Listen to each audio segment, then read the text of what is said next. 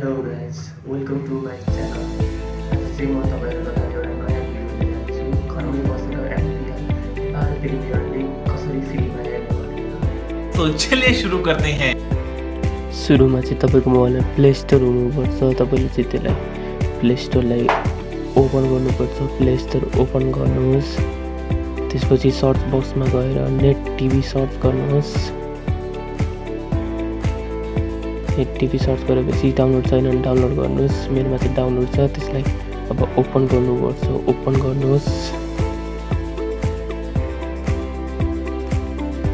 त्यसपछि तल गएर कान्तिपुर एचडी छ देखाएको छ, त्यहाँ देख्न सक्नुहुन्छ। त्यसमा क्लिक गर्नुहोस् र आफ्नो कुनै पनि गुगल एकाउन्टबाट लगइन गर्नुपर्ने हुन्छ। गुगल एकाउन्टबाट लगइन गर्नु। म पनि यहाँ गुगल एकाउन्टबाट लगइन गर्दैछु।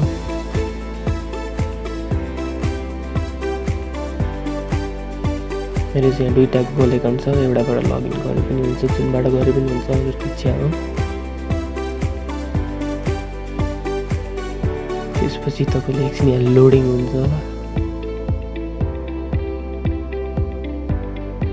अनि खुल्यो। यो चाहिँ प्राइभेसीको लागि देखाएको कालो हो, यसरी नै हेर्न सकिन्छ। Thank you.